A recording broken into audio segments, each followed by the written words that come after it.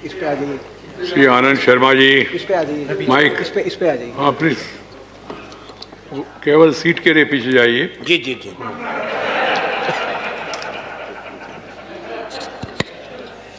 माननीय सभापति महोदय, मैं हृदय से आपका आभार व्यक्त करता हूं।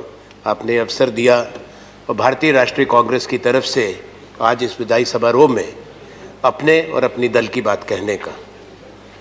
हमारे 4 साथी इस सदन से जा रहे हैं, श्री मोहम्मद फयाज, श्री शमशेर सिंह मनहास, श्री नज़ीर अहमद लबाई और नेता प्रतिपक्ष श्री गुलाम नबी आज़ाद।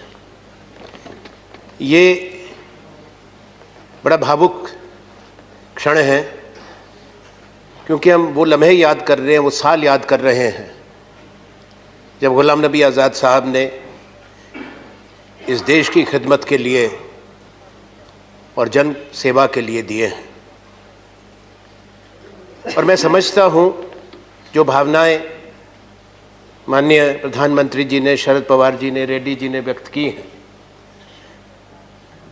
क्योंकि एक लंबा अनुभव संगठन में, संसद में और पूरे देश की जानकारी। हिंदुस्तान एक बहुत बड़ा देश है, इसकी विविधता है, इसकी विशालता के साथ साथ बड़ी चुनौतियां भी रहती हैं, उनका भी मैं कहूँ आकार उतना ही बड़ा होता है। पर जैसा कहा गया, एक सिर्फ कितने मंत्रालयों का अनुभव, जो शायद दोनों सदनों में कोई व्यक्ति नहीं, कोई पुराना मंत्री नहीं, इसको एक इतना लंबा अनुभव संसद, संसदीय प्रणाली, शासन का और प्रशासन का रहा। पर मैं कह सकता हूं कि कोई भी नहीं है जिसको इतना गहरा अनुभव संसद की प्रणाली का हो, परंपराओं का हो, संसद कैसे चलती है, कैसे सत्ता पक्ष में रह के प्रतिपक्ष से संबंध बनाना, कैसे दलों की लकीरों से ऊपर उठ के देश की बात को सोचना, और प्रतिपक्ष के नेता के रूप में भी वही व्यवहार रहा। क्यों ये इतना सम्मान गुलाम नबी आज़ाद साहब को है, उसका एक कारण है जो सोचना ज़रूरी है माननीय सभापति महोदय, क्योंकि मेरा एक लंबा साथ रहा है इनके साथ, संगठन में, सरकार में और सदन में, दोनों तरफ जब हम वहाँ बैठते थे और अब यहाँ। कि सूती गांव भदरवा से एक व्यक्ति, एक नौजवान चल के यहाँ आए और पहचान दिल्ली में हो, और पहचान करने वाले भी कौन, उस समय का नेतृत्व श्रीमती इंदिरा गांधी और दूसरे लोग, और उसके बाद निरंतरता रही। जैसा शरद पवार जी ने कहा कि महाराष्ट्र ने भी स्वीकार किया, राष्ट्र ने भी स्वीकार किया, और संगठन के अंदर कांग्रेस में कोई नहीं जो महामंत्री रहे हों हर राज्य के, चाहे केरल हो, चाहे तमिलनाडु हो, चाहे महाराष्ट्र हो, उत्तर प्रदेश हो, जिस राज्य से मैं आता हूं उत्तर पूर्व हो, एक व्यक्ति है जो पूरे हरियाणा, पूरे हिंदुस्तान के एक एक राज्य का संगठन का प्रभारी रहा। ये गुलाम नबी आज़ाद है, दूसरा नहीं है। उसका कारण मैं आपको बताता हूं। मेहनत कश, ईमानदारी से काम करते हैं, जो जिम्मेवारी दी जाती है उसको निभाते हैं, स्पष्टवादी हैं, इनमें शालीनता भी है, विनम्रता है, और ये व्यावहारिक बातों को समझते हैं कि किस तरह से सम्मान दिया जाता है साथियों को, साथ काम करने वालों को। एक चीज़ मैंने माननीय सभापति महोदय मैं ज़रूरी समझता हूँ सदन में आज रखना, क्योंकि संबंध एक ऐसा है जो किसी दूसरे का नहीं होगा संगठन में।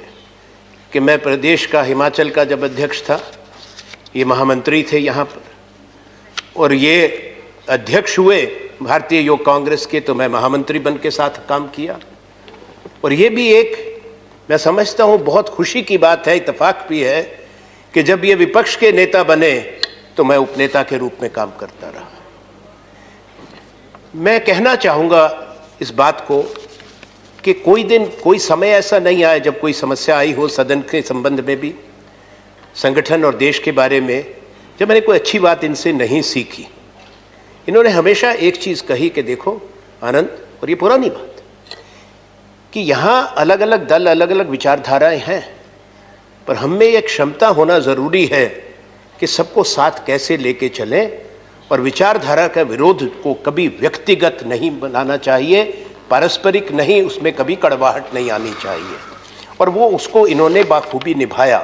और कारण ये है कि उस समय के वो हैं जो संगठन से आए हुए लोग हैं, वो इसको समझते हैं।